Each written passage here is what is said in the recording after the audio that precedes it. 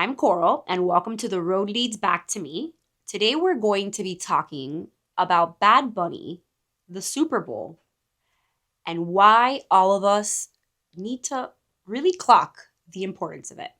Let's talk about it. So, I just finished watching the latest promo for the Super Bowl, and I couldn't help but notice Bad Bunny dancing with people from all over the world, and it not mattering what they looked like, if they were male, if they were female, what color they were. And the emotions are still very fresh because the promo just came out and I hadn't even seen it yet. And I've been in my feels a lot as a not only therapist in the field, I'm a trauma specialist as well, but also as a very tired millennial and overstimulated millennial.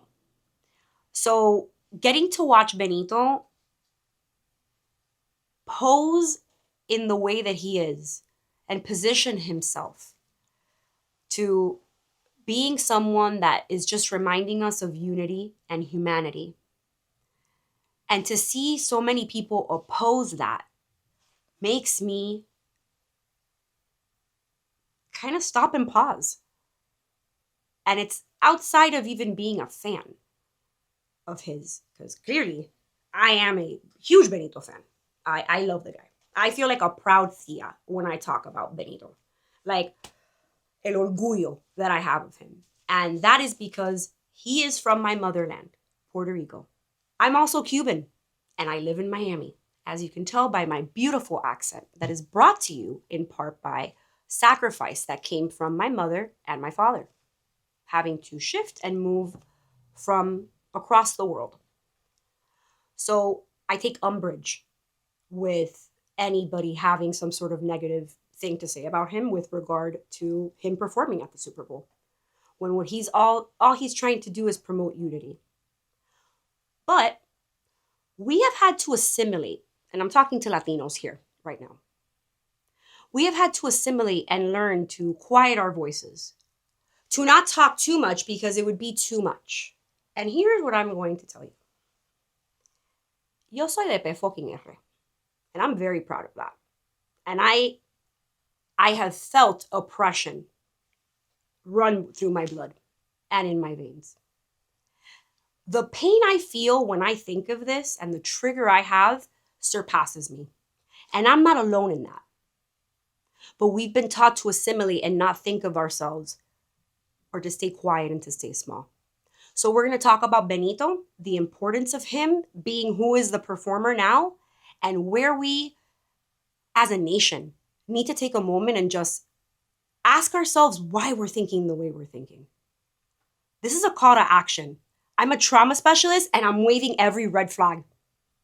When I think of Benito, Antonio Martinez Ocasio, aka Bad Bunny, I don't think of a Latin superstar, the most streamed artist in the world, as evidenced by his world tour that is sold out everywhere and people flying to a country to go see him. So when I think of him being the performer, February 8th, like I mentioned, proud tia moment. Although I have never met him yet, I've seen him multiple times. But getting to witness and getting to experience the concert this summer with my husband, my best friends, my nephew, and his girlfriend, who also, now I'm going to be a tia. El anillo pa' cuando? Apúrate. Sorry. If he's listening, he's going to be like, Titi. And I'll be like, yes. This is the one time I'll actually play into my stereotype because el anillo pa' cuando. Anyways. That was honestly the diaspora that I had needed in my life. And since we're all learning Spanish for the Bad Bunny concert, we're going to talk about what a diaspora is and why now more than ever it's necessary. When I think of Bad Bunny, I think of him as a repair figure. I think of him as someone who allows us to integrate all the things that we've learned and not quiet them down, not mute them for the sake of needing to assimilate and not be made fun of. When I think of Bad Bunny, this surpasses music. And music, especially Caribbean music, is actually profoundly healing because it's rooted in our beautiful